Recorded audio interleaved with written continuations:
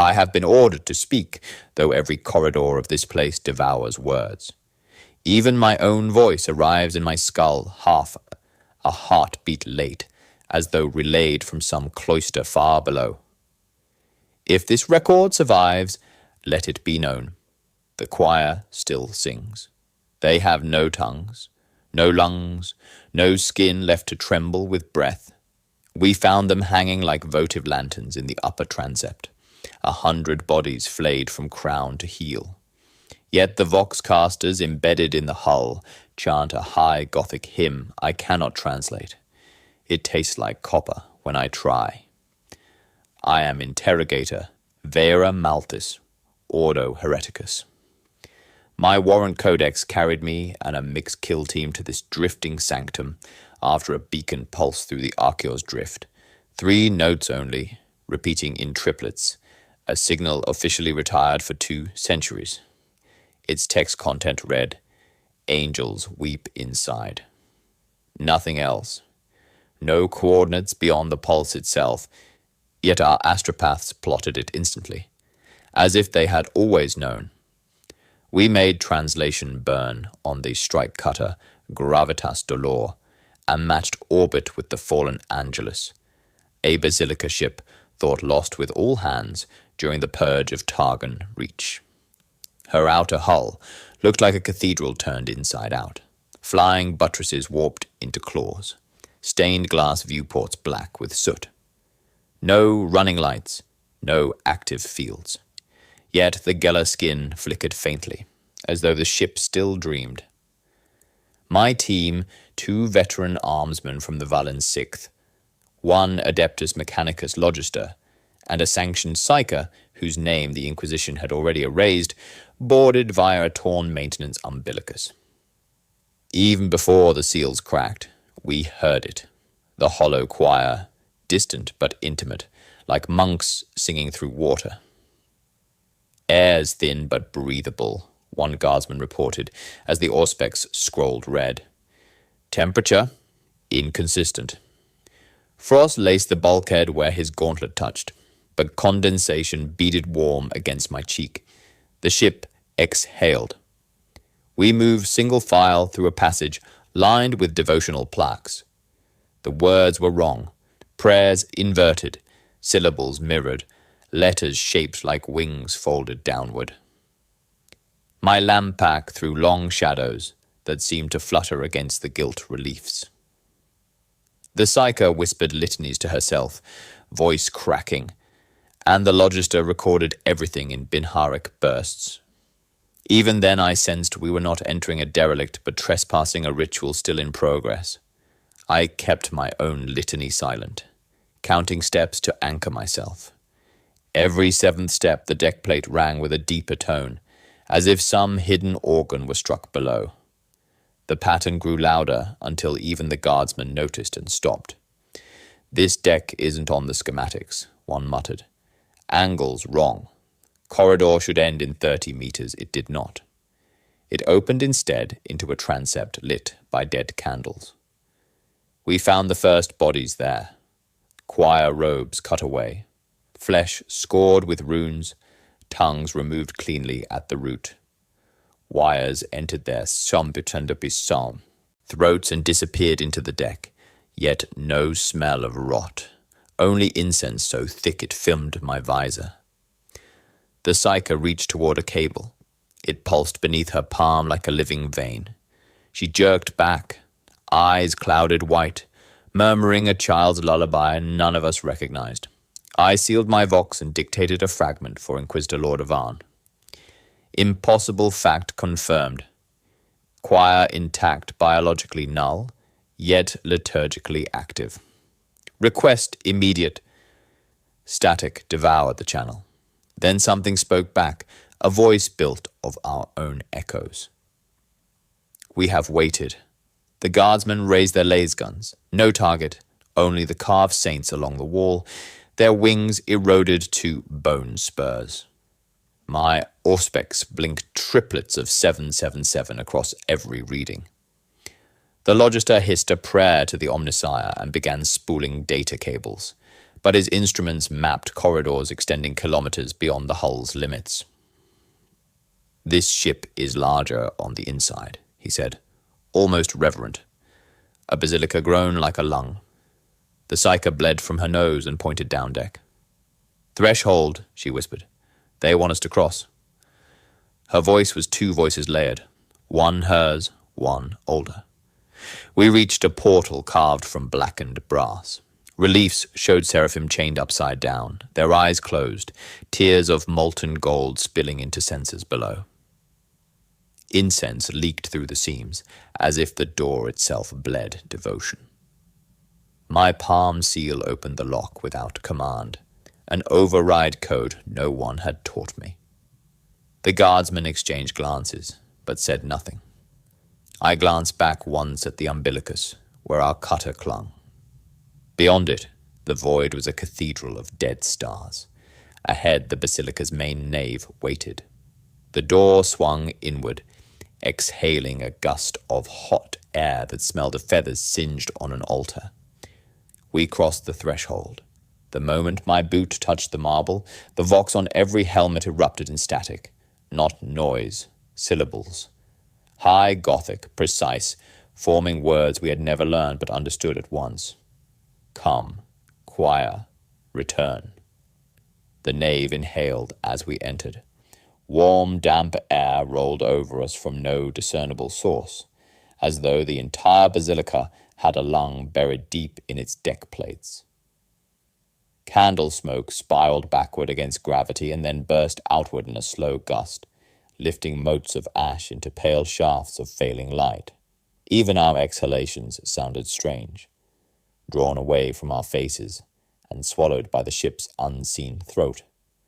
The Mechanicus Logister froze, optics flickering in his hood. His auspex unfurled a ghostly blue schematic of the fallen Angelus over his palm. It writhed like a living scroll.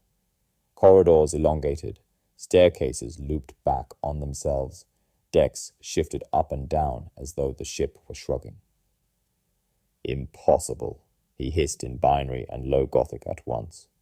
"We are already 130 meters beyond the dorsal hull, yet sensors claim we have not breached its skin." His mechadendrite probed the wall and came back steaming. "This place is not built. It is extended," the guardsmen muttered litanies under their breath. Their boots clicked on marble cracked but still gleaming with gilt inlays. The pattern of inlays caught my eye. Winged figures bent forward, feathers etched downward instead of upward. Not the emperor triumphant, but the emperor in supplication. Eyes carved shut, hands crossed over his chest. Once seen, the inversion multiplied. Statues of saints with wings clipped, frescoes showing golden armies retreating instead of charging. The ship's devotion was not simply corrupted. It was reversed like a prayer said into a mirror. I raised my lamp pack toward a column banded with runes. The stone looked scorched, but the marks were deliberate. Triplets of 777 carved into every arch, shallow but endless. I traced one set with a gauntlet. The cut edges pulsed faintly warm. The psyker flinched as though burned. "Stop," she whispered. "They're counting themselves." "Who?" I asked. "The ones who fell," she said, voice thin as wire. Our footsteps echoed off a vaulted ceiling whose apex we could not see. Above, huge stained glass panels still glowed from some hidden source, depicting angels with broken harps tumbling through red clouds. As we moved, the glass images seemed to shift. A flicker of downward gaze, the wings span narrowing. The guardsman refused to look up again. The Logister's auspex chimed.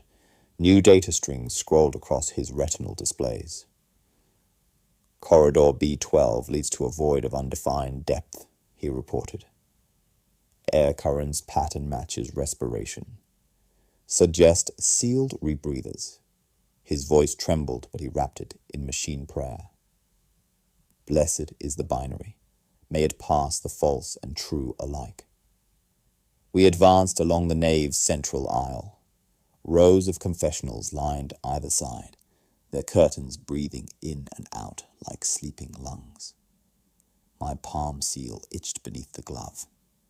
Each step felt softer, as if the marble itself gave slightly under my weight. The psyker's eyes rolled upward, and she murmured something I recognized only because I had heard it in childhood cloisters, a nursery psalm about angels folding their wings to sleep. She stopped mid-verse and shook her head, blood beading at her lip. I tried the vox again, only static. Beneath it, a melody, 3 notes repeating. The same triplet pulse that had brought us here. When I muted the channel, I still heard it in the nave stones. At the transept's far end loomed a massive door shaped like a reliquary panel, black brass veined with veins of red enamel. Censers hung from chains bolted into its frame, dripping sweet smoke that coiled down in ribbons. Seals of purity papered its surface, but the script was in mirror-high Gothic, every sigil backward. The logister reached for one with a mechadendrite, stopped, then retracted the limb with a hiss. No human hand sealed this, he said. We circled closer. The door radiated warmth. Like a sleeping beast. The guardsmen formed a half cordon, laser guns raised but uncertain where to aim.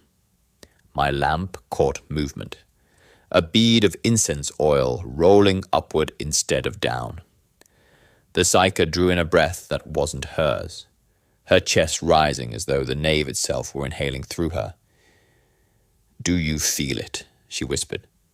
I did, the sense of expectation, of something listening on the other side of the door. My palm seal prickled again, the same way it had at the threshold. I glanced at the logister. His optics flickered between green and red as if he were losing power. "Readings unstable," he rasped. No mass detected behind the door, yet Auspex registers pressure, heat, and heartbeat. "Heartbeat?" one guardsman asked. "Multiple," the logister corrected. The incense thickened, sweet and coppery. Paper seals curled at the edges as if licked by invisible flames. The triplets of 777 carved into the surrounding arch glowed faintly now, a pulse matching my own. I reached for my sidearm without realizing. Then, with a soft click, the reliquary door's lock wheels began to turn of their own accord. One by one, the purity seals peeled away and fluttered down like dead moths. The sensors swung gently, ringing against the brass. Warm air gusted from the seams, carrying a scent of feathers and old blood. "Step back," I ordered, but my voice sounded far away. The guardsmen obeyed, weapons tracking the seam as light leaked through. A faint greenish glow like candles seen under water. The psyker trembled, eyes unfocused. "It's opening for us," she said. I felt the floor beneath my boot shift, a slow ripple as though the marble were flesh. The door exhaled, a final breath of incense, and swung inward without a hand touching it. Beyond waited darkness, breathing. The door's breath faded as we crossed its threshold. What lay beyond was not a chamber, but a reliquary, round and windowless. The walls, lined with glass canisters, like votive candles, long since gone dark. In the center stood a plinth of black marble veined with bone. Upon it crouched the thing the logs named only seraphic remnant, a statue at first glance, until we saw the nerves. It was no mere carving. Grey skin stretched thin over wing stubs, fused to the plinth. Where a head should have been, a bundle of pale tendrils rose like a root ball, twitching faintly. And though the sockets were empty, eyelids fluttered in the hollow of its chest, blinking against no light, Gold leaf clung to the ribs like the last scales of a molting creature. The smell was not decay, but warm copper and myrrh. The Logister whispered a machine prayer through his vox. His Mercadandrites scanned the plinth, but the Auspex returned nothing. No weight, no energy signature, as though the relic occupied only sight and smell. I began a Binharic note of my own, thumb code tapping on my slate. Specimen exhibits neuromuscular response without metabolic output. Iconography inverted. Possible psychic residue. Looks like a saint half-built, one guardsman muttered, circling with his laser gun low. Emperor forgive whoever... His words cut off as he reached out, perhaps to test the gilding with his glove. The instant he touched the wing stub, his whole body arched, his mouth opened, but no breath escaped. Instead, a stream of high Gothic poured out, each word reversed as if dragged backward through time. His eyes rolled white. The Psyker clutched her temples and cried out. The Logister's Auspex spiked crimson, and then went blank. I moved to pull the guardsman back, but the relic's tendrils had wrapped around his gauntlet. Not physical, yet impossible to break. I ordered the second guardsman to cut the contact. He hesitated, muttering a battle litany. Before he could act, the relic released its hold, the convulsing man dropping to his knees. His vox emitted a whisper that was not his voice. Coordinates chanted in a child's cadence. A choir pit, named in terms. No Imperium chart used. The words were etched into our HUDS before anyone transmitted them. We formed a perimeter. The Logister wiped data from his optics, as though trying to unsee. It should not be, he said flatly. Organic nerve tissue fused with null material plinth. This is a weapon, not a relic. He proposed immediate containment, to cut the cables and call in a sterilization strike. The Psyker shook her head violently. If you sever it, it will sing. I wrote the coordinates down anyway, Binharic scrolling across my slate. Even as I recorded, my fingers felt as though they belonged to someone else, moving to a rhythm the relic exhaled. The lights above us flickered, died, then flared once in a sickly green. Everything else went black. For a heartbeat, the reliquary was lit only by the statue itself. A faint inner glow, leaking from beneath its skin, like phosphorescence in deep water. Shadows stretched long and jagged. The fluttering eyelids in its chest opened wider, exposing not eyes but small mouths whispering. We could not hear the words, but we felt them crawling across our teeth. Containment now, the second guardsman urged, voice rising. We're staying too long. I turned to answer, but his helmet feed caught my attention. On my visor, his cam overlay flickered, the angle of me at the plinth, slate in hand. Behind my back, impossible wings unfurled, bone-thin pinions feathered in green fire, reaching almost to the ceiling. I twisted around. Nothing. Only the glow of the unfinished seraphim, the smell of copper and incense, and the pulse of triplet numbers on every readout.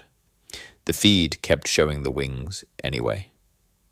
The stairwell began where the reliquary ended, a wound spiraling down through the fallen Angelus like the inside of a shell. Bone and brass interlocked to form its steps, each one carved with sigils too worn to read but still warm under the glove. No handrail, only a column of black void dropping away in the center. Our lights threw thin beams into that shaft but found no bottom. The first step groaned under my boot, not metal on metal. A note, low and mournful, vibrating through the marrow of the stair. The second step answered in a higher register. By the fourth, a melody had begun, each tread a key on an organ built for giants. The Logister's Auspex scrolled random numbers, then stabilized on 777 again, pulsing in triplets to match the stair's tones. We descended in single file. Frost limned the brass. Sweat beaded my neck. The ship's heat and cold alternated like breathing. Behind me, the guardsman who had touched the relic muttered under his breath, still half in reversed liturgy. Ahead, the Psyker's bare fingertips brushed each sigil as she went, as if reading Braille from a nightmare. Halfway down, I lost the count of steps. The melody had built into a psalm, high voices far below singing in unison, thin, sweet, childlike, yet the words were of execution, not mercy. My pulse began to match their rhythm. Each beat of my heart struck in triplets, the stair thrumming it back. My narration slipped. Prison tense forced itself on my tongue. I am walking into a throat. I am walking into a hymn. The Logister tried to measure the depth. 17 decks below the keel already, he whispered. This cannot exist. His mechadendrites trembled, retracting like antennae. The stair adds mass the ship does not have. He crossed himself with a cogwheel pendant. We reached a landing where the wall opened into a series of arches. Beyond each arch, blackness moving like water. The Psyker hissed and turned her head away. They're not rooms, she said. They're memories. We pressed on. As we descended further, the scent of copper thickened, mixed with wax and feathers. My breath condensed, though the air felt warm. The guardsman's helmet lamps dimmed one by one, as though drawn inward. Our own shadows stretched ahead, fluttering like wings against the stairwell walls. Then the stair ended, not at a deck, but at a pit, a vast circular chamber whose ceiling vanished into darkness.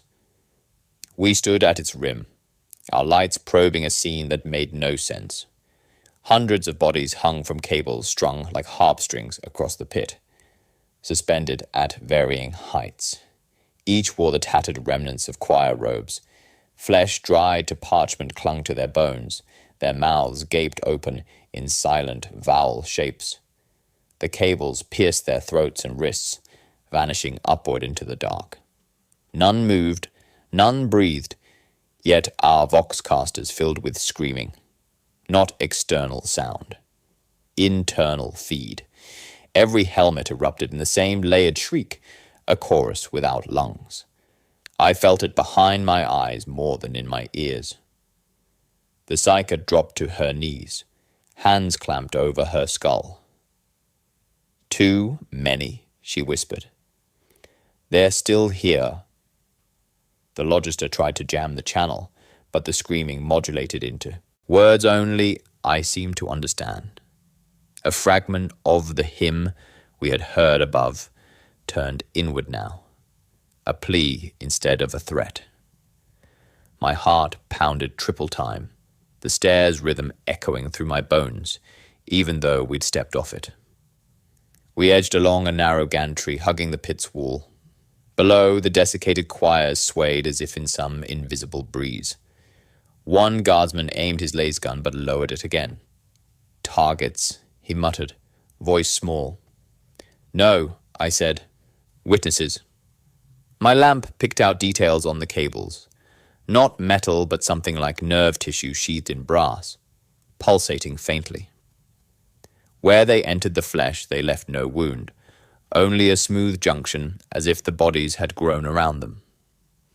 The Logister's Auspex failed entirely.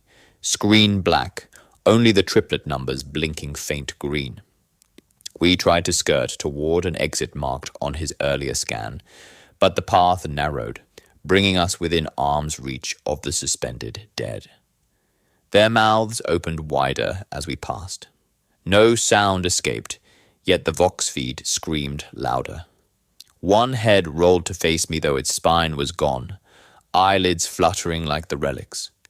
I slipped fully into present tense again. I am walking between hanging children. I am in the pit of a hymn that never ends. The psyker grabbed my sleeve, nails digging through the glove. "They're awake," she hissed. "They know you." The air thickened, warm and electric. Every light failed at once. Only the faint green glow of the cables remained, lines of fire running up into darkness.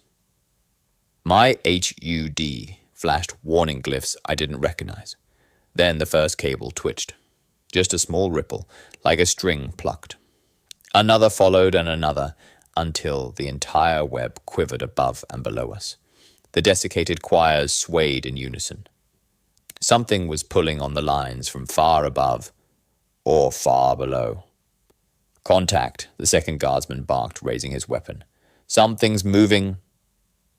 Before he could finish, a cable nearest the rim uncoiled like a serpent and dipped toward us, tip glistening faint green. The pit exhaled a single hot breath smelling of feathers and burnt copper.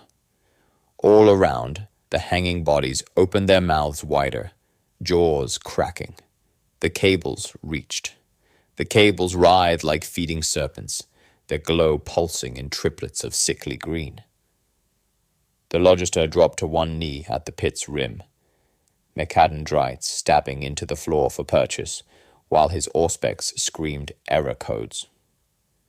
"Not cables," he rasped. "Veins. They're pumping something."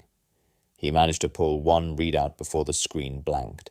In harsh Binharic it spelled hemotransference/imperial resonance. Warp-tainted blood moved through those brass sheaths, up from the pit into the unseen mass above, as if the fallen Angelus were transfusing itself. Each pulse shook the hanging bodies, making their robes whisper like wings. A cable lashed close enough to graze my pauldron. It left no mark, but my skin tingled under the carapace. The guardsmen opened fire. Las bursts sizzled across the pit, lighting the desiccated choir in strobe flashes. Nothing solid burned.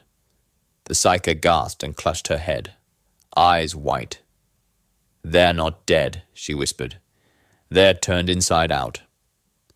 The Logister snapped an incantation, drew his ritual blade, and slashed at the nearest vein. It parted with a wet hiss. No blood poured out, only a blast of dense incense like molten gold. It flooded the gantry in an instant, blinding our optics and choking our lungs. My vox filled with reversed litany, the word of some forgotten mass sliding backward over my teeth. Shapes moved in the haze. At first shadows only, then wings. Black silhouettes fanned wide, not anchored to any body. They swept over us like smoke, claws scraping our helmets but passing through. The guardsmen fired wildly. One shot struck a wing, and for a heartbeat it solidified, a lattice of bone and light, before dissolving again. The psyker screamed and dropped to her knees. The shadows swirled around her, but did not touch. I braced against the railing, slate pressed to my forearm, dictating Binharic between breaths to keep my mind from unraveling. Veins, warp blood, cutting releases incense/psychic mass, shadow wings, half-material constructs. The words steadied me, though I no longer trusted my fingers. Through the smoke, the Logister's optics flashed crimson. "Ident run complete," he called. "Manifest register on local node." He slammed a data spike into the deck. A stream of corrupted archive text scrolled across our HUDs, patching itself into readable Gothic as we watched. Fallen angels. Convoy of condemned psychers. Hereticus classification, Sigma excommunicate. Destination, Basilica ship Angelus, to serve in choir engine. So it was true. The ship had not merely transported a choir, it had consumed them. "Their souls," I said aloud. "They're still powering this." Saying it felt like pressing my tongue to a live wire. A wing passed through me, cold and hot at once. For an instant, I saw another place. pew upon pew of chained psychers singing with their eyes sewn shut, their voices pulled upward into a throne of light. Then it was gone. I staggered, my pulse hammering triple time. The guardsmen formed a loose circle around the psyker. One kept firing in bursts, not to kill, but to force shape into the shadows so he could see where to aim. Each shot brought a momentary flash of something humanoid inside the wings. A figure without skin, haloed in brass nerves. Its mouth opened, but no sound came through the vox, only a high ringing in my skull, like a distant bell. The Logister retracted his blade, hand shaking. "Cannot cut again," he hissed, incense concentration exceeding limit, optics failing. He began chanting machine can't just to keep rhythm. I found myself mouthing along. The smoke thinned just enough for a shape to step forward. Not fully. Real, half light, half suggestion. A tall figure of sinew stretched over wing bones, brass veins threading its body like cords of a harp. Where a face should be only an empty mask of gold leaf, flaking at the edges. It moved without sound, feet never touching the gantry, wings folding and unfolding like breath. I raised my weapon. It ignored the barrel and tilted its head, or the mask, toward me. The emptiness where its mouth should be opened and closed, but the sound came directly into my vox, built of my own echo. Vera. I had not given it my name. The pit pulsed once. All the hanging bodies arching as one, cables tightening like muscles. The shadow-winged forms coiled back, waiting. My lamp went dead. Only the glow of the veins and the mass, faint green light remained. We stumbled back from the pit into a side passage whose walls still bore the ship's original gold leaf. My throat burned from incense and static. The Logister's mechadendrites dragged against the deck like exhausted limbs. Even his Binharic prayers sounded hoarse.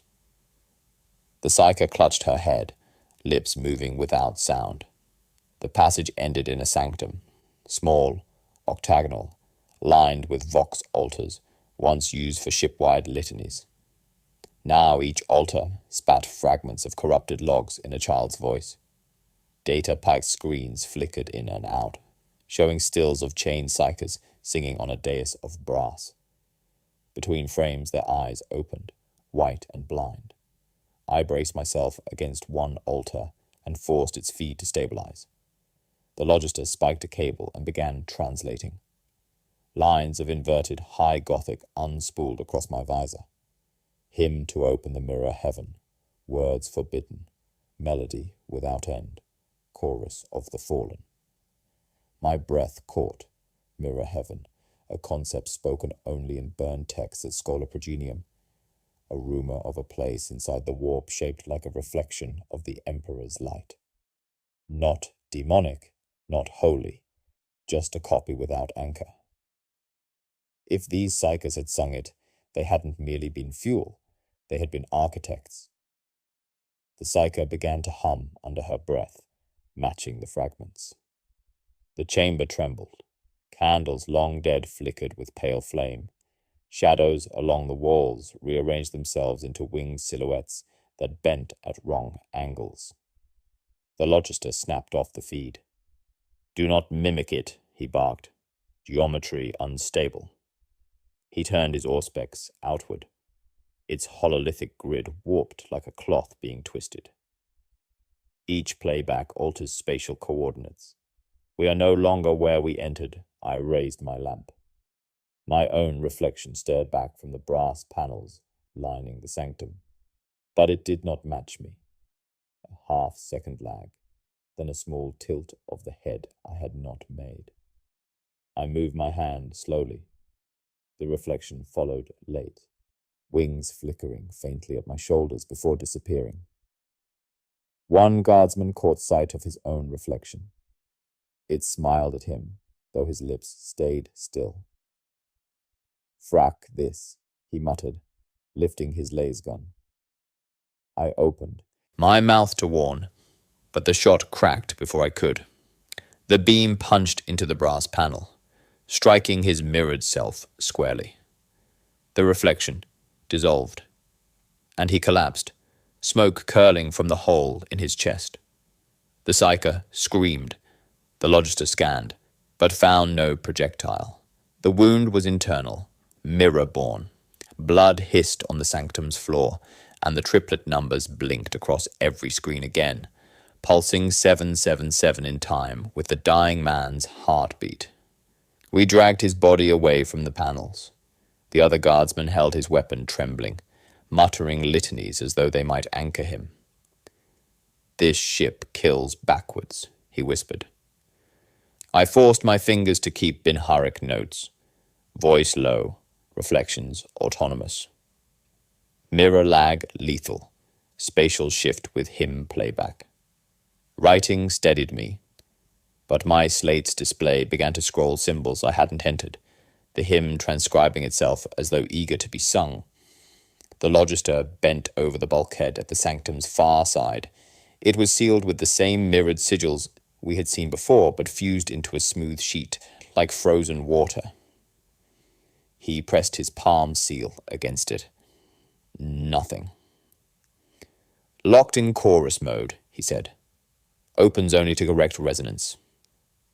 The psyker's humming grew louder despite herself.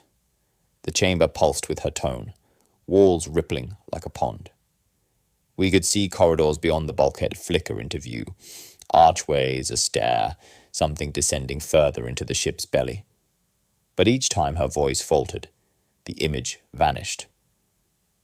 "We have to sing it," she said, eyes wet but glowing faintly. "It's the only way forward." The Logister recoiled, forbidden, constructed to trap the unworthy. "It's a key," she insisted. "They built the whole ship as an instrument. We're in its throat. If we don't sing, we die here." I stared at the sealed bulkhead, at my own delayed reflection haloed in wings. The dying guardsman's blood crept toward the panels, forming notes like on a staff. The hymn waited, 3 triplet pulses, the promise of a door opening if we gave it voice. Behind me, the remaining guardsman whispered, "Then we sing." I couldn't answer. My reflection had already opened its mouth. The sanctum vibrated like a struck bell. The sealed bulkhead at its far side shimmered, surface rippling as though a thin skin of mercury lay over steel. The hymn had been coiled in the walls since the psyker's last breath. Now it trembled at the edge of our throats, waiting. No one wanted to start. The surviving guardsman's knuckles whitened on his laser gun. The Logister's mechadendrites twitched, as though trying to retreat back into his spine. The psyker's lips already moved, silent at first, a rehearsal only she could hear. I felt the words press against my own teeth like cold coins.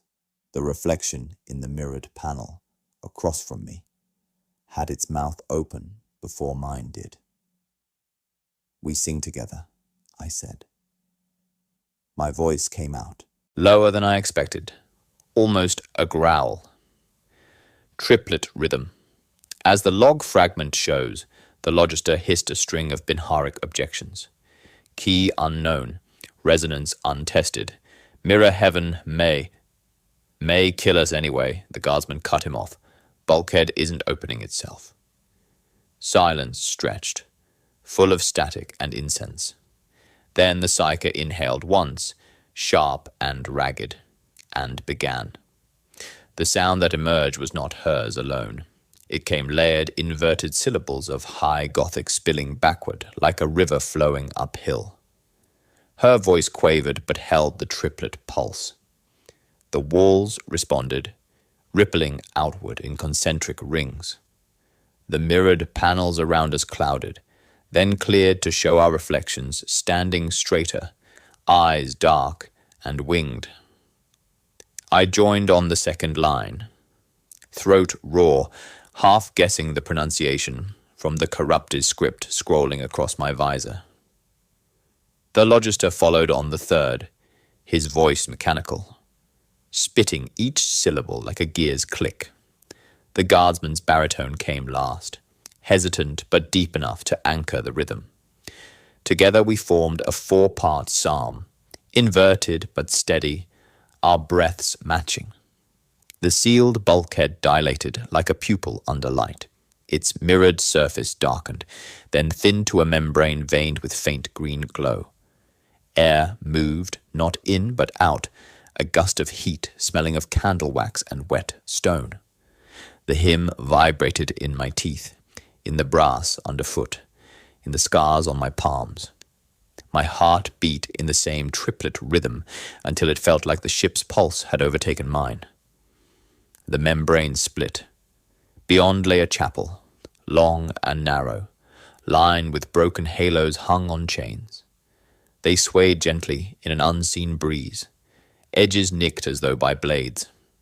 Icons dangled from the ceiling upside down, yet flames rose from their censers without falling, defying gravity. Even our own hair lifted slightly, tugged toward the ceiling. My stomach lurched. The Logister muttered a machine prayer to recalibrate his inner ear, but his mechadendrites hung wrong side up, like dead vines. We stepped through. The bulkhead sealed behind us with a sigh, trapping the last echo of our hymn. The air inside the chapel was heavier, warmer, but also thinner somehow, as if a storm had sucked the pressure out. The floor curved upward at the edges. The walls seemed to breathe inward with each step. The psyker staggered. "We're walking on the ceiling," she whispered. But the ceiling was beneath our boots, the icons above our heads. A flame flickered upside down, and yet its smoke rose, not fell. My sense of up and down unhooked from my body. Only the triplet rhythm in my veins kept me from floating. We passed between pews carved from black bone. Each pew bore inscriptions of names I recognized from the data slate. Condemned psychers transported here decades ago. The wood of the pews hummed, faintly, with our hymn, as if remembering their voices. My slate vibrated against my gauntlet and spilled new Binharic text without command. Mirror heaven attained. No return. Every step further into the chapel pressed hidden memories into me. Not visions, memories. Cold corridors of the Schola Progenium, where I had been raised, dormitory psalms at dawn, the hard hands of instructors guiding small palms into the correct prayer shape, faces blurred but familiar.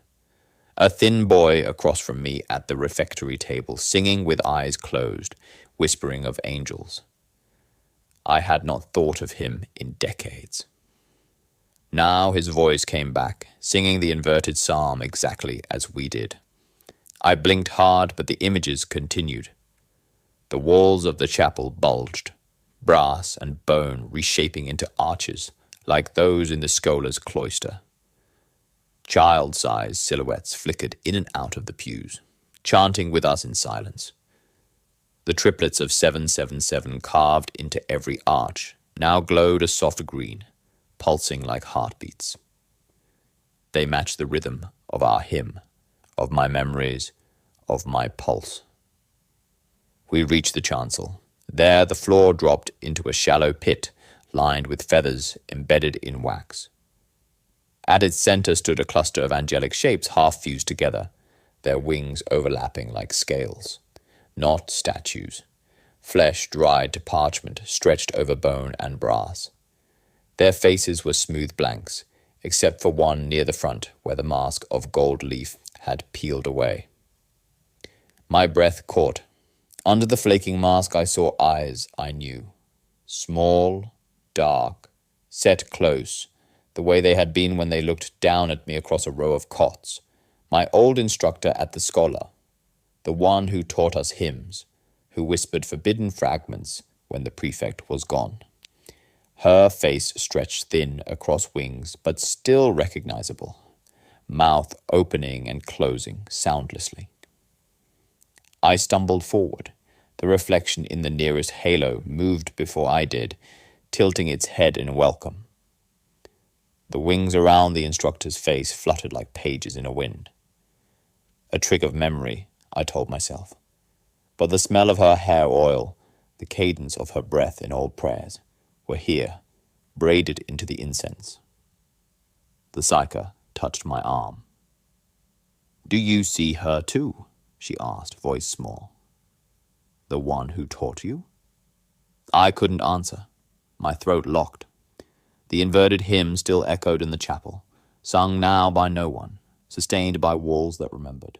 The halos clinked on their chains, upside down, yet somehow ringing true. I reached out a hand, but stopped short of touching the wings. They shifted anyway, leaning toward me, and the mouth that had once been my instructor's opened wider. No sound came, but my vox whispered a single line built from my own echo. "You learned it from us, little one." The triplets on my HUD pulsed faster. My lamp flickered. The chapel's gravity twisted again, pulling my heart upward, pressing my memories inward until they were almost real. I realized then that the hymn had not only opened the way forward, it had called something out of me, out of all of us. The chapel's air thickened as we moved. Deeper, its warmth turning heavy, almost liquid. Every breath dragged incense into my lungs until it coated my tongue like wax. The broken halos above swayed in time with an unseen pulse. Their chains rang faint triplets, 777. Like a heartbeat we could not silence. Beyond the altar, a narrow archway opened into a gallery. Its walls curved inward, dimly lit by votive niches that burned with inverted flame. Blue tongues reaching downward, yet casting light upward. Murals stretched along each curve, painted in the same gilt and blood as the rest of the ship, but finer, almost luminous. I raised my lamp and saw angels. Not triumphant, not holy, but kneeling. Their wings bound with iron cords, their eyes closed, tears of molten gold spilling into basins marked with the sigil of the Inquisition. Above them loomed not demons but men, robed inquisitors, wielding Crozius-like rods, branding the angels with mirror runes. The Logister stepped closer, his optics stuttering. "These are not apocrypha," he whispered. "Iconography indicates compliance sigils. Ordo Hereticus livery." His mechadendrites clicked like teeth. This ship was a choir engine by decree. I traced one mural with a gloved finger. Beneath the flaking gold leaf lay lines of text in mirror-high Gothic. I read them slowly, the inverted syllables slithering over my tongue. Cast down, not for sin, but for service. Bound to sing the gate. The psyker swayed beside me, lips moving as though translating before I spoke. "They weren't corrupted," she murmured. "They were condemned." Her eyes glowed faint green in the inverted light. Memory flickered again. The Schola dormitory, our instructor's secret hymn. Sing the gate. The words had been a children's riddle. Now they returned as indictment. The gallery ended in a great oculus cut into the deck, a window not of glass but of transparent bone. Through it we saw the ship's core, a vast hollow cathedral where gravity spun slowly. Feathers and ash suspended like stars. At its center rose the throne. It was not a machine. It was a spine built from hundreds of smaller spines, fused together, vertebrae stacked into a column of pale arcs that pulsed faintly with inner light. Nerve cords thicker than a man's torso stretched from the column to the surrounding walls like harp strings. Each pulse sent tremors through the ship and through us.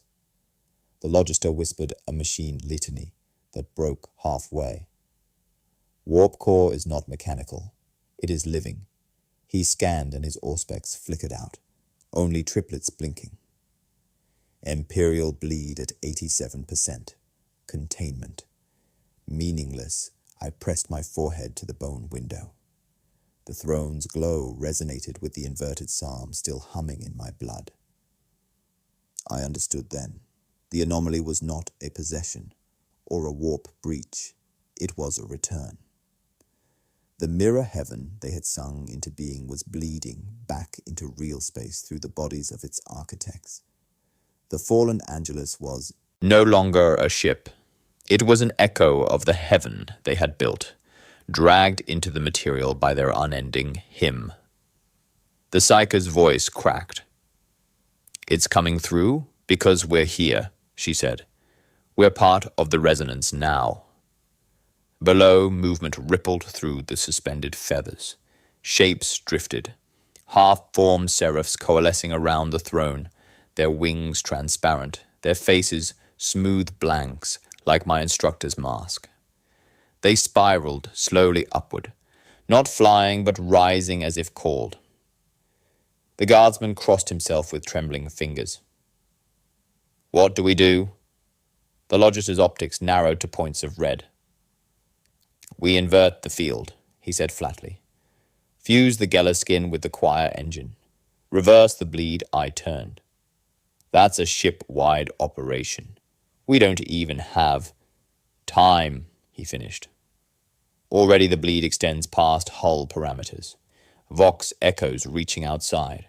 Soon others will hear his mechadendrites spread like a fan, already calculating. "We can use the throne itself as a counter-psalm, but only if we tie it to the Geller field." The Psyker staggered back, hands up. "You'll tear a hole. The skin wasn't built for that. It will invert and drag everything into the mirror." The Logister's voice remained calm, but his optics flickered. Probability of catastrophic rift, 67%. Probability of containment otherwise, 0. I stared down at the throne, the nerve cords pulsing in triplets, the half-angels drifting upward like prayers. I thought of the murals, angels branded by inquisitors, condemned not for sin but for service. I thought of my instructor's face stretched over wings. The chapel's inverted flames hissed, casting shadows that reached upward like claws. The hull groaned as if the ship were drawing breath for another hymn. My slate vibrated, Binharik spilling across it. Decision required. Gate open. The guardsman's laser gun shook in his hands. "Say the word," he whispered, "and I'll burn the throne myself." The Logister tilted his head, voice low, mechanical. "No, we must sing the machine into itself. Only then can we hope to seal it." I felt the weight of every step that had brought us here. My reflection in the bone window tilted its head differently than mine, wings flickering behind it. It looked as if it already knew what choice I would make. The Logister extended one mechadendrite toward me. "Interrogator Malthus," he said. "Authorize fusion. Or we are lost below."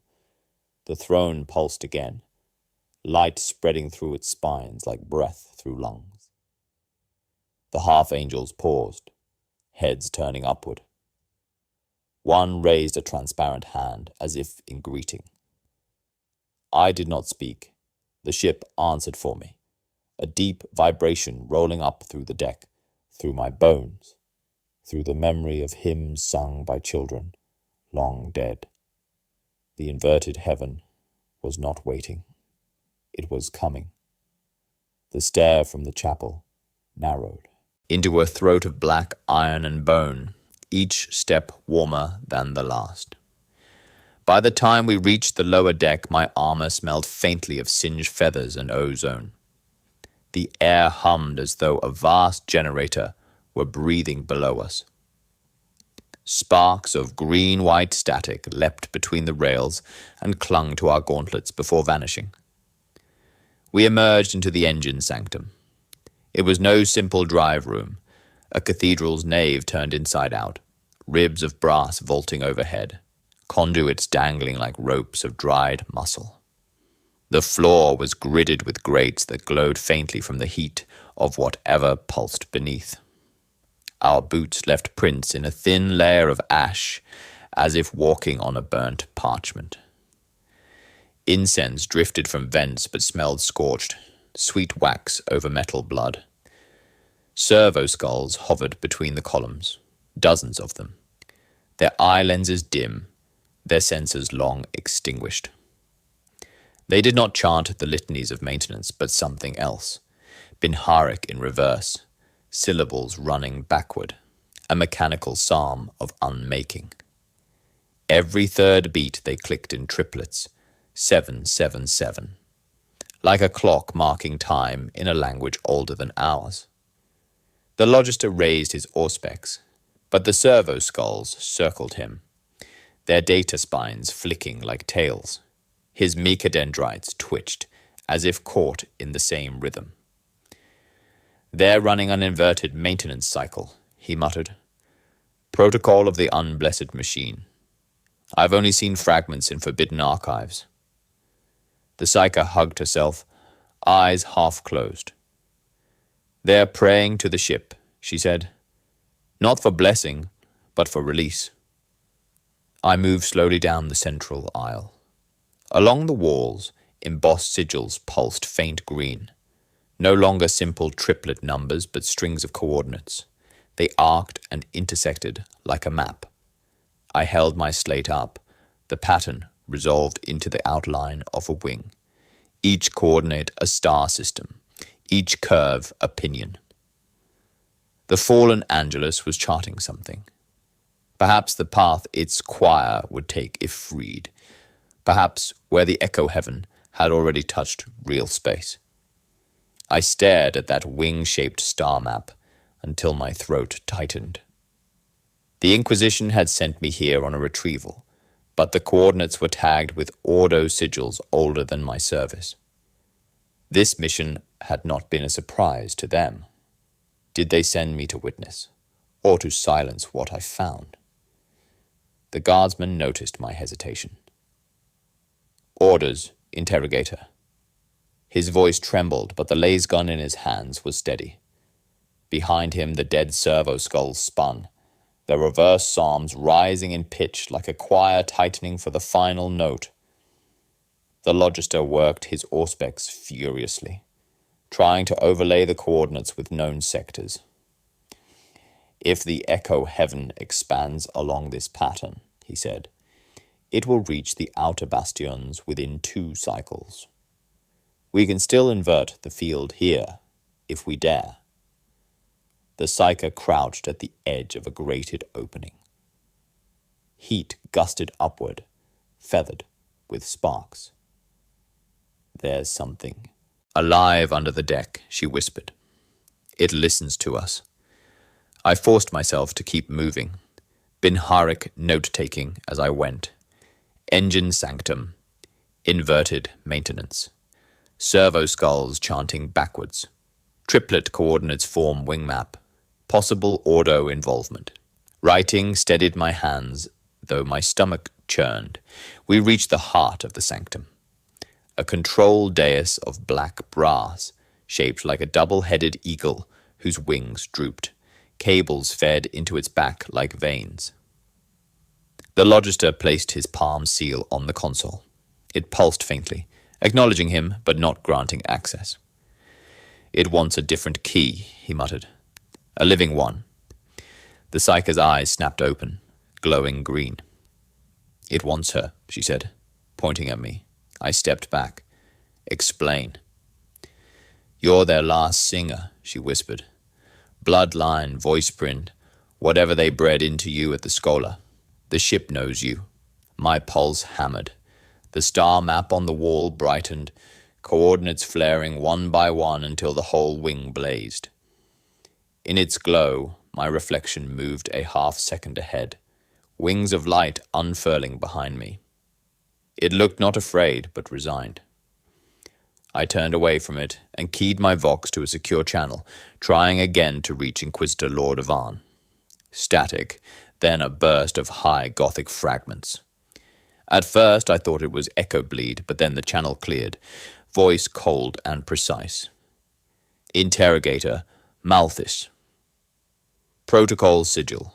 Primus engaged. No survivors. The words froze me.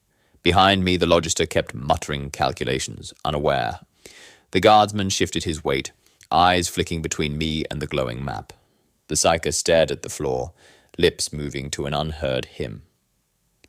No survivors, I repeated aloud. But no one answered. The Vox went dead. The wing-shaped coordinates faded to dull embers. The servo skulls stopped chanting and turned their empty eye lenses toward us in unison.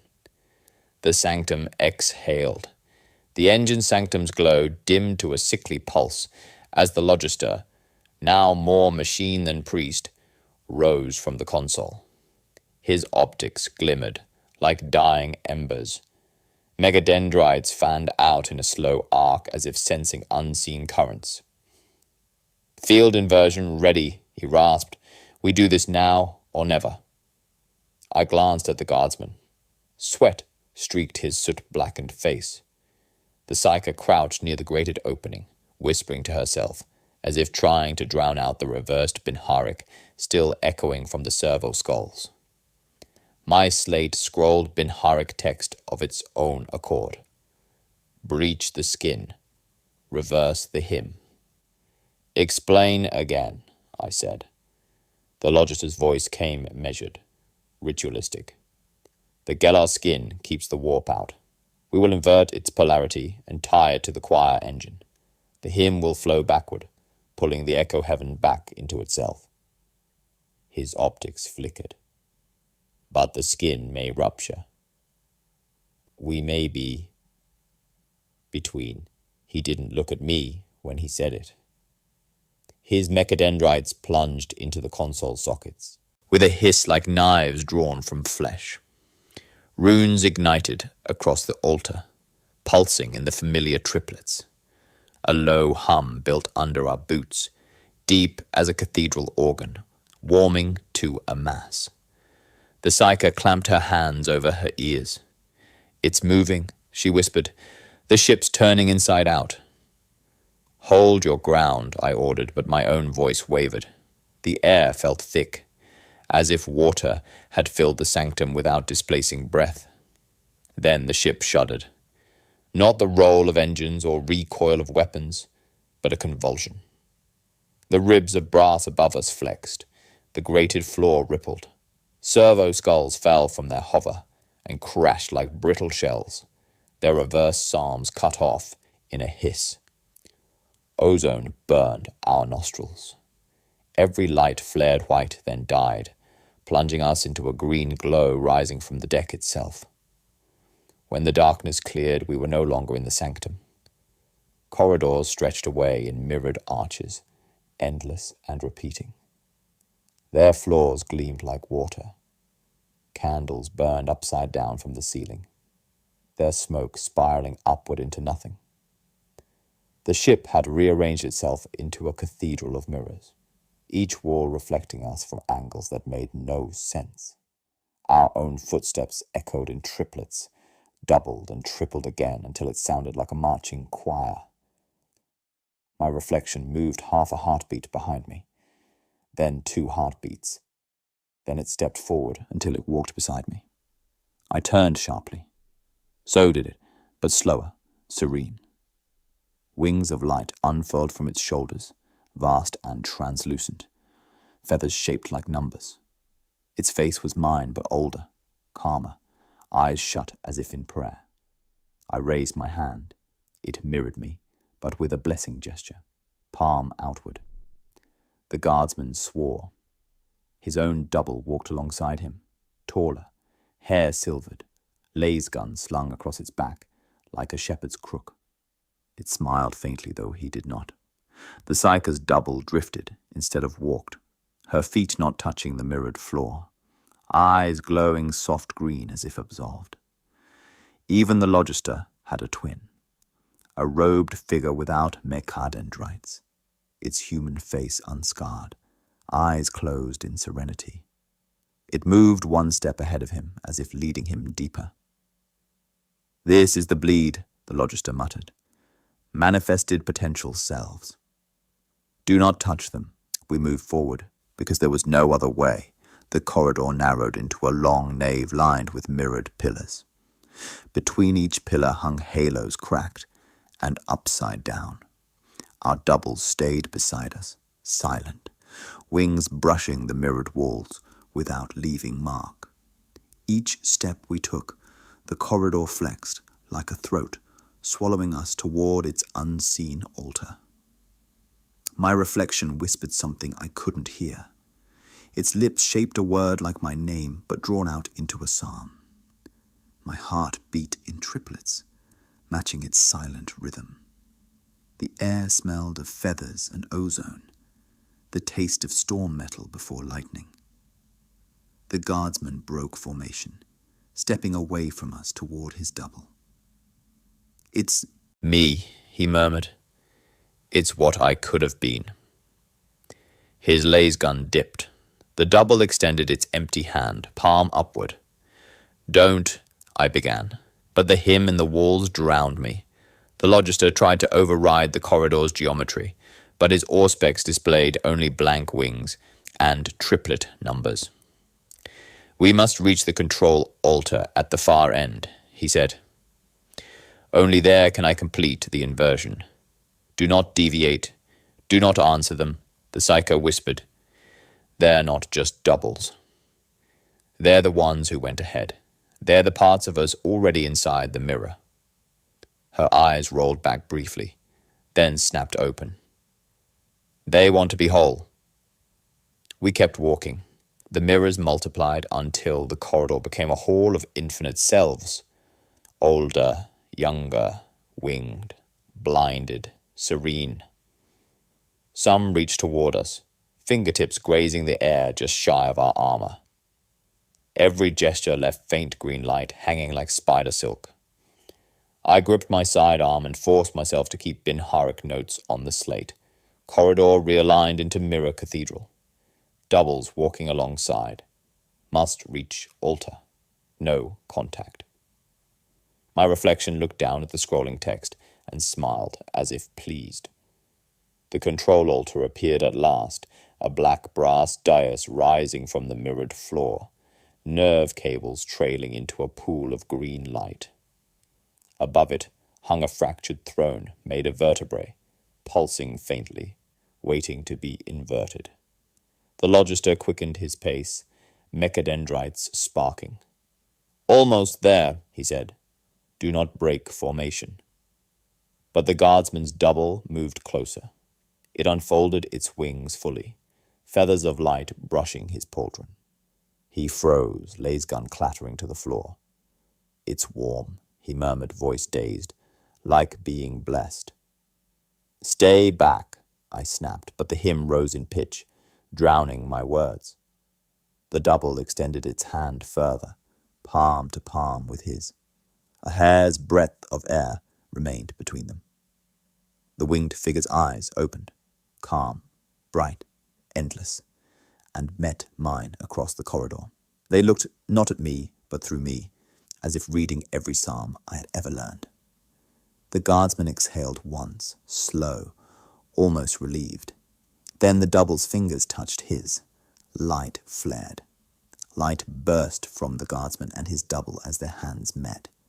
Not a flash, but a slow blooming feathers of green-white radiance spilling outward in layers. We shielded our eyes, but there was no heat.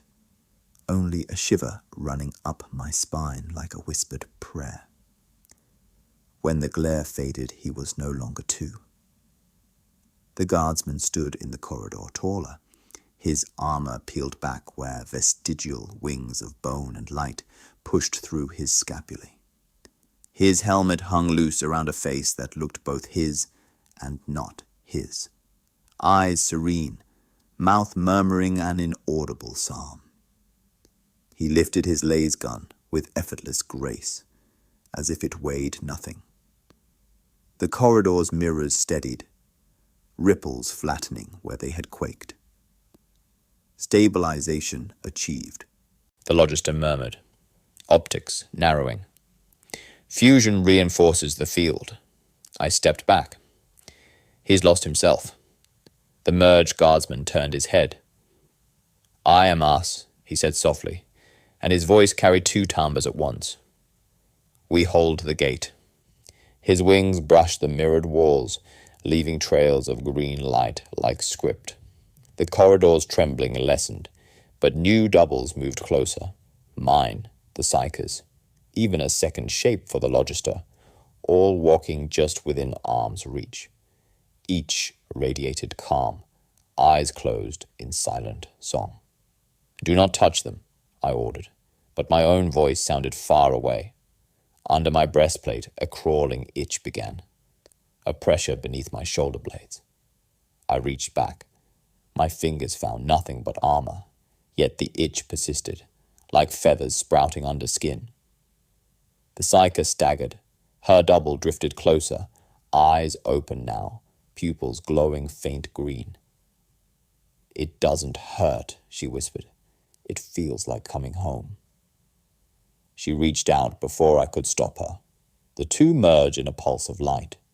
When it cleared, she hovered a few inches off the floor, toes grazing but not bearing weight, her hair lifting as if in a slow wind. Small pinions unfolded from her back, translucent and trembling. She smiled at me, not the brittle, haunted smile she'd worn since boarding, but something softer. We can hold it for you, she said. Just reach out. No, I whispered.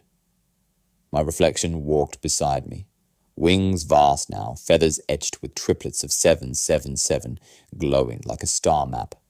It turned its head toward me, eyes closed in prayer, lips moving. I couldn't hear the words, but my heart knew the rhythm. The corridor's ceiling bulged inward, brass ribs flexing like lungs. The control altar at the far end pulsed brighter with each merging. Cables snaked down from it, writhing like veins seeking flesh. The Logister quickened his pace, mechadendrites sparking. Stabilization insufficient, he muttered. Field inversion collapsing. I must anchor it manually. He reached the altar before I could stop him. With a single gesture, he severed his mechadendrites from their sockets, letting them fall like shed limbs. He seized the altar's cables with his bare hands. They pierced his palms and slid into his skull ports with a hiss. His optics flickered wildly, mouth spilling Binharic faster than speech. Mechanicus adept maltus, I began, but he interrupted, voice now half metal, half choir. No designation, only conduit. The machine must sing itself. The cables dragged him upright against the altar like a marionette. His flesh grayed where the brass veins entered, but the corridor steadied. Mirrors smoothed, doubles slowed their approach. The altar glowed brighter, its surface reshaping into a basin. My slate vibrated, Binharic spilling across it without command. Blood tithe required. Genetic key. Malthus line. I stared at the text. The altar's basin pulsed, an indentation. Like a chalice filling with faint green light. Above it hung a rune shaped like a wing, waiting. The merged guardsman raised his voice, still double-toned. It wants you. I stepped back. Why? The Psyker drifted closer, her new pinions shedding sparks of light. You're its last singer, she said gently. Your blood opens the final gate. That's why they bred you. That's why you were sent, the itch under my shoulder blades sharpened into pain, as though something pressed outward. My reflection moved ahead now, wings fully unfurled, eyes opening slowly to reveal a glow like molten glass. It beckoned with one hand. I am not part of your choir, I hissed, but the words sounded like prayer. The corridor echoed them back in triplets. The altar's basin brightened, a low hum rising from it like a heartbeat. The Logister, no longer entirely himself, lifted his head. His voice came out in binary and high Gothic at once. Blood for seal. Seal for skin. Skin for return. Cables coiled and uncoiled from the altar, tasting the air like serpents. They stopped at arm's length from me, tips glistening faint green. My slate scrawled a final line. Proceed or breach widens. The merged psyker spread her hands, floating just off the floor. It won't hurt, she whispered. It will only make you whole. Feathers brushed the inside of my armor. My pulse hammered triple time. The control altar waited, basin empty, cables reaching. Behind me the doubles stood still, serene, eyes closed as if in silent expectation. The altar spoke in my vox, not a voice but my own echo, layered backward. Vera Malthus, blood to seal. Sing the gate light flickered across the mirrors. The corridor groaned. A single drop of green fluid welled at the tip of one cable, like a tear. I stared at the basin, at the cables poised to pierce, at my reflection already kneeling to offer its palm. And I did not move. The cables hovered before me like patient serpents, tips beaded with faint green fluid. My reflection already knelt at the basin, palm extended, wings folded as if in prayer. The corridor trembled under our boots, a heartbeat rising from the deck. The Mechanicus adept hung cruciform against the altar, cables buried in his skull, Binharik spilling from his lips like water from a broken cistern. Blood for seal, he intoned, voice metallic and distant. Seal for skin. Skin for return. The merged psyker floated a little closer, her new pinions brushing the mirrored wall and leaving trails of light. It's waiting for you, Vera, she said softly. It's waited a long time. My gauntlet felt heavy. The itch under my shoulder blades had become a dull ache, as though the feathers pressing outward were bruising me from the inside. I stared at my own slate. Proceed or breach widens. Triplets of 777 pulsed at the corners like a heartbeat counting down. The cables quivered again. They were not threatening. They were expectant. Somewhere far below, the fallen Angelus groaned, brass ribs flexing, the hymn deepening in pitch until it felt like pressure on my lungs. I drew my combat knife from its sheath. Its edge caught the altar's green glow, and came away looking black. The guardsman's double voice echoed behind me. Last singer. Last key I swallowed. I am not your choir, the altar whispered back in my own echo. You already are. I pressed the blade against my palm. For a moment, nothing. Then the skin parted in a thin line, blood welling dark. It hissed on the air as though struck by a current. I held the wound over the basin. My blood fell in triplets. 1, 2, 3.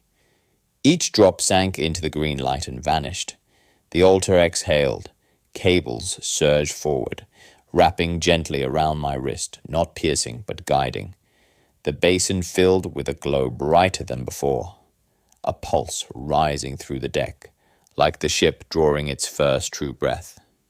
The Mechanicus adept threw back his head. Binharik and High Gothic poured from him at once, a counter-psalm. The corridor walls flared with runes, then dissolved into darkness. We stood at the edge of a vast chamber. Its walls were bone and brass, curved into arches so tall they vanished into a haze of green light. Chains of feathers hung like banners, swaying in a wind we could not feel. In the center rose the inverted throne. It pulsed like a heart, not carved but grown, vertebrae upon vertebrae, spines woven into a seat that faced no direction. Nerve cords ran from it into the walls, beating in the same triplet rhythm as my blood. Embedded in the throne were hearts that had never stopped, pale things each the size of a man's fist, pumping without vessels, their beats asynchronous, yet forming a terrible harmony. Ghost angels stood in ranks around it, transparent bodies haloed in green light. They bowed as we entered, wings folding inward. Their mouths moved, but no sound reached our ears. The words came instead through our vox, built of our own echoes. Last singer. Gate complete my knees almost gave. Memories surged. The schola's cloisters. Our instructor's secret hymn. Her face stretched over wings in the chapel. All of it had been preparation. The Ordo had not stumbled upon this ship. They had engineered it. They had bred lines of children who could echo the psalm without being consumed. They had sent me here to finish what their condemned angels could not. The merged psyche whispered, "They used you." Her voice trembled. Two timbres at once. Your lineage, your voice print, everything to fit the lock. I could not speak. The feathers beneath my skin pressed harder. My reflection walked ahead of me now, wings fully unfurled, barefoot on the chamber's bone floor, leaving green prints behind. The guardsman dropped to one knee before the throne, his vestigial wings trembling. "Orders?" he asked, but his voice sounded like prayer. I stepped forward instead, guided by the cables still wrapped around my wrist. The inverted throne pulsed brighter as I approached, hearts within it beating faster, nerve cords tightening like muscles. The ghost angels bowed lower, their wings brushing the deck without sound. "Why me?" I asked aloud, though I knew the answer. The throne opened slightly, vertebrae shifting like the petals of a stone flower. From its core spilled a low hymn, inverted syllables rolling backward. The same melody we had sung, but deeper, older. The chamber vibrated with it, green light rising like mist. My slate cracked in my gauntlet and went dark. The Mechanicus adept groaned, blood running from his nose. Cables burrowed deeper into his skull, his optics flickering. "Stabilization failing," he gasped. "Complete the ritual, or skin ruptures." I mounted the steps of the throne. Feathers brushed my palms, though nothing was there. My reflection mirrored me perfectly now. No lag, wings arched like a halo. The hymn grew louder until it was no longer sound, but pressure. At the throne's center hung a cocoon. It glistened like glass spun from light, cords feeding into it from every direction. Inside, curled like a child, was me. Pale, eyes closed, lips moving in the inverted psalm. Each syllable sent ripples through the chamber, through the ghost angels, through my bones. The voice was mine, but purer, unbroken. I reached out. The cocoon pulsed once, acknowledging me. Its eyes opened, my eyes, molten green. Its lips did not stop singing. Behind me, the altar's cables tugged at my arm, urging me closer. The Mechanicus adept shouted something, but his voice broke into binary. The merged psyche floated nearer, her new wings trembling. "If you touch it," she whispered, "you'll be whole. If you don't, the gate stays open." I stared at the cocoon, at myself, singing a hymn older than my life.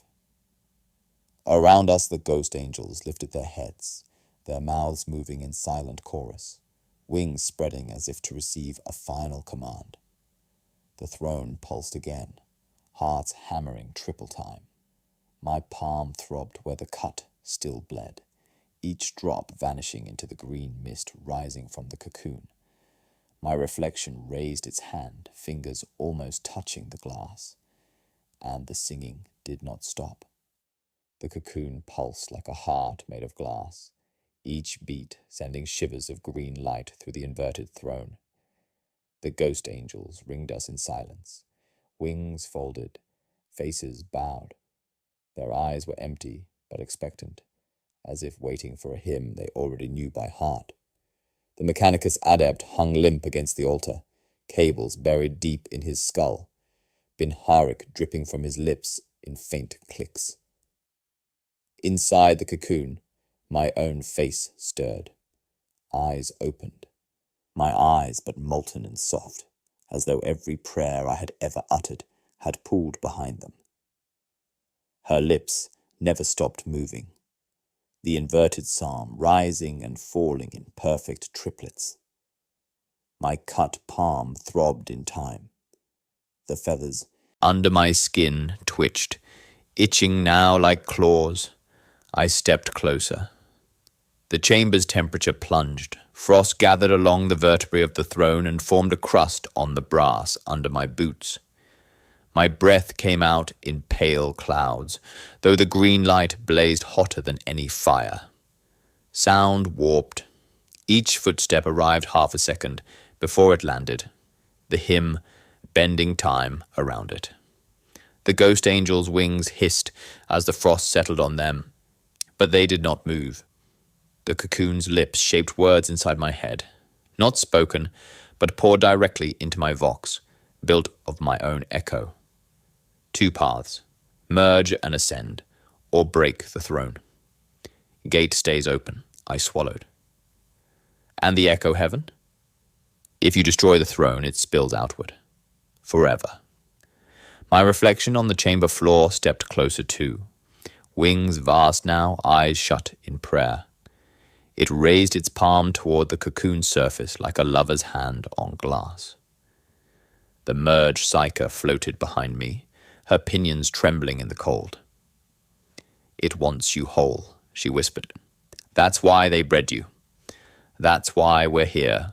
One guardsman, half merged, wings budding like scar tissue under his armor, shook his head violently. It's a trap, he growled.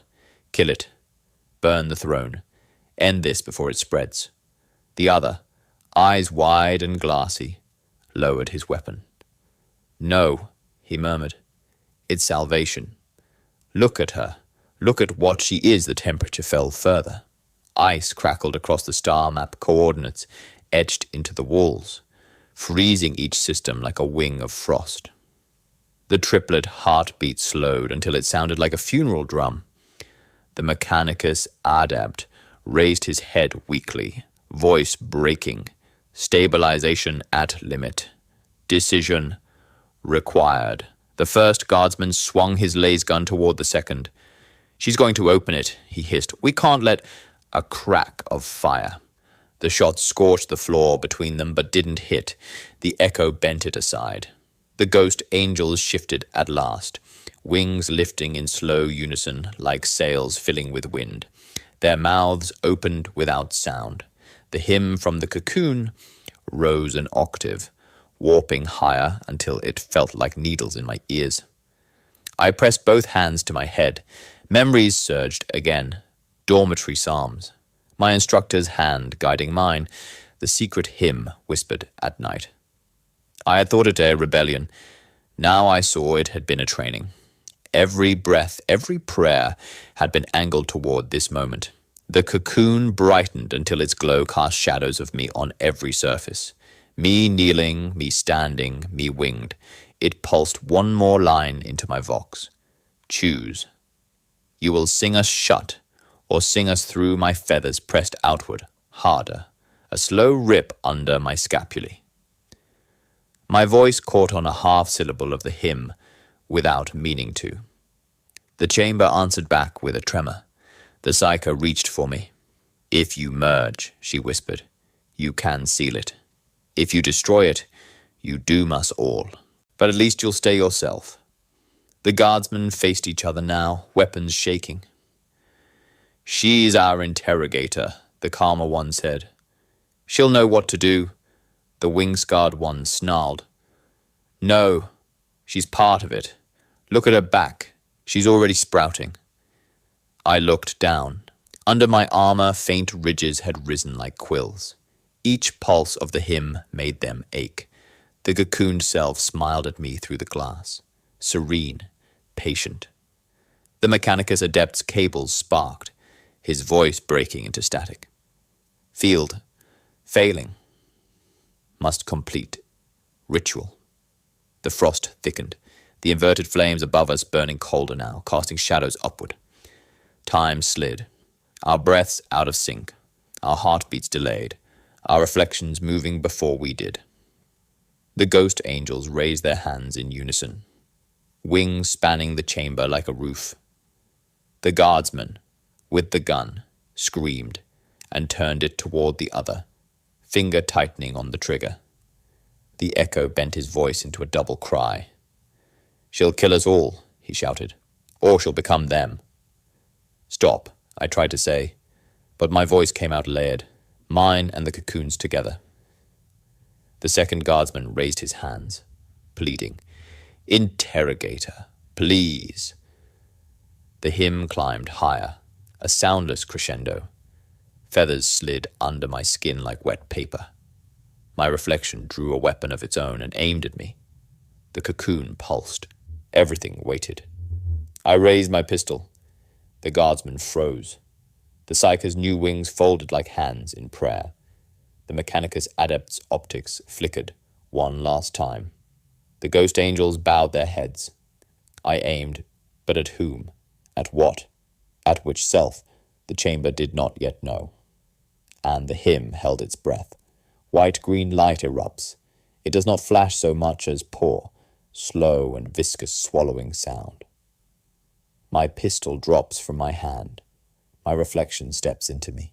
Skin splits. Feathers surge upward through bone. Triplet heartbeat becomes one long note. The hymn reverses itself in my mouth, syllables spilling backward like a river dragged uphill. I cannot tell where my voice ends and hers begins. Present tense. Fragments.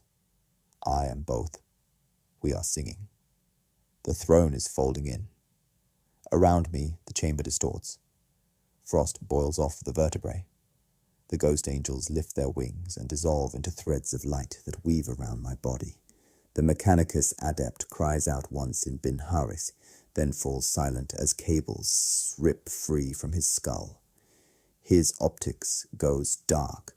The merged Psyker floats higher, mouth moving, but no sound. The guardsmen kneel, laser guns forgotten, their wing scars opening under the skin, like writing. Everyone mute now. Only the backward hymn fills the space, spoken through my two mouths at once. I see the inverted throne, not as bone, but as geometry. A pattern of spines woven into a gate. Each vertebra a coordinate, each nerve cord a path. In the mirror of my mind, the star wing map folds inward until its pinions overlap. Forming a singular point, we channel the hymn backward. The chords convulse, hearts embedded in the throne seizing one by one. The chamber shakes. Brass ribs crack like ice. Gravity slips, then steadies, then slips again. My wings, our wings, spread wide, catching light that has no source. Fragments. Green mist rising. Ghost angels unmaking themselves. Triplets slowing. 7. 7. 7. Cold under my skin. The altar groans. A singularity begins at its center. A pit of black light eating the green glow.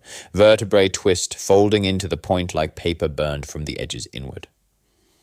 My reflection presses its hand to the cocoon. The glass shatters soundlessly, spilling a body of light into me. We are one. We are the last singer. I feel the ship above and below. Corridors of mirrors collapsing. Servo skulls falling like dead insects. Upside-down candles extinguishing. The echo heaven retracts thread by thread, screaming backward into silence. Each scream leaves a scar under my skin, wings etched in light that will never fade. My body tears and does not tear. Blood floats upward in small spheres, then is drawn into the singularity. My eyes burn but do not close. I am singing but also not singing. The Mechanicus Adept reaches for the altar with his last strength, connecting his remaining mechadendrite to a final node. His lips form a single binary glyph. Seal. Then he collapses. Cables pull him into the singularity without a sound. The guardsmen clutch their heads. Their voices vanish mid-shout. Mouths move but no sound. Pinions etch themselves beneath their armor like tattoos written in light. They drop their weapons, eyes vacant, but awake. The Psyker lowers slowly to the deck, her wings fading, lips still moving in silent psalm. Tears roll upward from her face into the collapsing throne. Everything is pressure now. My wings fill the chamber, or maybe the chamber is only my wings. The hymn is a heartbeat. The heartbeat is a gate. The gate closes. A last fragment of the cocoon speaks inside me. Do it now. I pour the backward hymn into the singularity. The throne implodes. Vertebrae fold into themselves, hearts winking out one by one. The ghost angels bow and shatter into motes of light. The green glow turns black. Silence. No more triplets. No more echoes. The Vox choir, unceasing since we boarded, falls silent at last. The fallen Angelus stabilizes, its brass ribs locking into place. In the distance, bulkheads slide shut with the sound of stone doors closing. Candles gutter and die. I fall to my knees. Feathers of light drift from my shoulders and sink into the deck. My palm still bleeds, but the blood is pale now, luminous. My mouth moves, but I hear nothing. Only breath. The guardsmen stare at me, eyes wide, lips silent. The Psyker curls against a column, hands over her heart. All surviving crew mute, wings etched faintly beneath their skin like burned scars. They will never speak again. Maybe I won't either. The altar flickers once more. On its cracked display, a transmission begins without command. Letters crawl across in mirror-high Gothic, then write themselves. Coordinates. Redacted. Status. Do not board. Angels not extinguished. The words repeat 3 times, then freeze. A faint pulse of green light escapes the singularity's center and vanishes upward like a dying star. I lift my head. The chamber is still. The inverted throne is gone. But the echo of its shape lingers in my sight, like an after-image burned into the eye. And somewhere deep inside, the hymn is still humming. Very faint, like a heartbeat waiting to return. Weeks had passed in void time before the signal was acted upon. The coordinates blinked on the Ordo Hereticus dispatch logs, like a pulse refusing to stop. Do not board. Angels, not extinguished, scrolled in the header 3 times, then locked. Yet a ship still had to be sent. Protocol required an audit, even of the forbidden. The audit cutter Lex Vindicta, translated out of the warp on silent drives and matched drift with the Basilica ship Fallen Angelus.